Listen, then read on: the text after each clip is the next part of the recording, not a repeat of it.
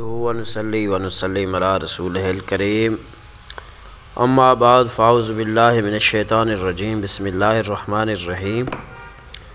मुअज़्ज़िज़ सामीन कराम,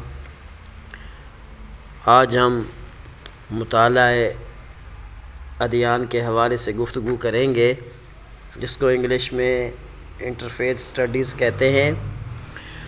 तो दुनिया के अंदर मुख्तलिफ़ मज़ाहिब पाए जाते हैं। जैसे जैसे इंसान को अल्लाह ने पैदा किया, फिर उस इंसानियत के बढ़ने की वजह से अल्लाह ने इस कायनात के अंदर नबी और रसूल अपने भेजे। उन नबियों और रसूलों के इस दुनिया से जाने के बाद कुछ लोगों ने उनके दीन के ऊपर अमल पैरा रहे और बाज़ उनके दीन से मुनहरिफ होकर नए नए मज़ाहिब अपना लिए। तो दुनिया के अंदर मुख्तलिफ़ जो मज़ाहिब पाए जाते हैं, उनमें ईसाईयत, हिंदू मत, सिख मत, ज़रतुश्त, कन्फ्यूशियस, बुद्ध मत, ताओ मत और जैन मत शामिल हैं। तो आज हम आपको बरसगीर पाक व हिंद के अंदर जो मज़ाहिब पाए जाते हैं, उनमें सबसे कदीम और पुराना जो मज़हब है वो हिंदुइज़म है, यानी हिंदू मत है। तो हिंदू मत का आपको मुख्तसर सा तारुफ़ कराएंगे, फिर इंशाअल्लाह अगले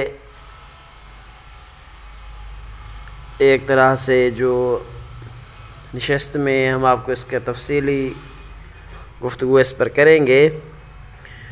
तो हिंदू मत के तारुफ़ में अगर हम देखें तो हिंदू मत हिंदुस्तान का दीन नहीं है, ये हिंदुस्तान के बाहर का दीन है।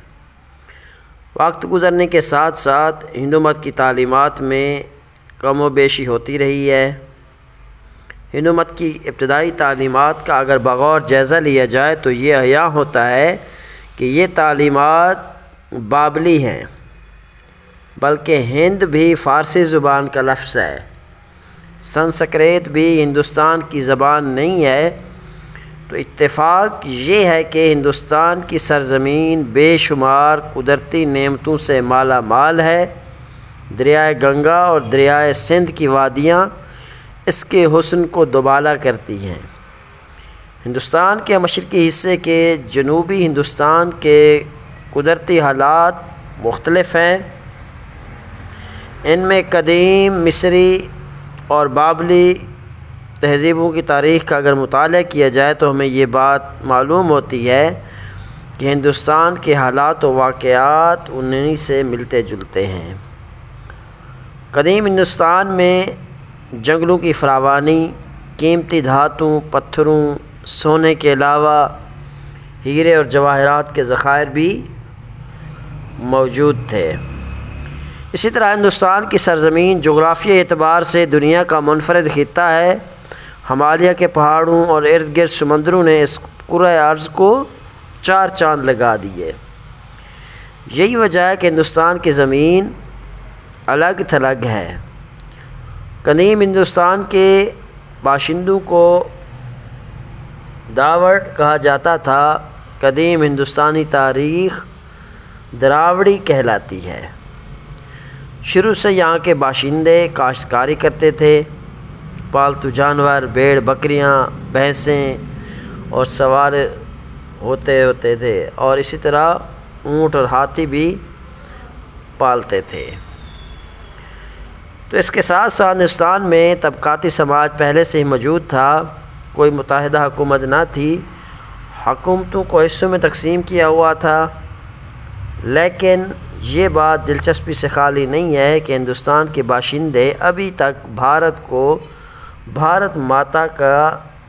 माता की जय का नारा लगाते हैं। जो उनके इस नारे की नफ़ी करते तो वो अभी भी इस पर तशद्दुद करते हैं। हो सकता है हिंदुस्तानियों को भी इस नारे के पस मंज़र के बारे में मालूम ना हो। हकीकत ये है कि कदीम हिंदुस्तान का नक्शा ट्रायंगुलर शक्ल का था। हिंदुस्तान के दोनों अतराफ़ से समंदर और शुमाल की तरफ हिमालय है। अगर नक्शा बनाकर देखा जाए تو یوں لگتا ہے کہ کوئی عورت بیٹھی ہوئی ہے۔ ہندوستان کو اس وجہ سے دھرتی ماں کہا جاتا ہے، اور اس کی تصدیق دی لائن ورلڈ ریلیجس میں بھی کی گئی ہے۔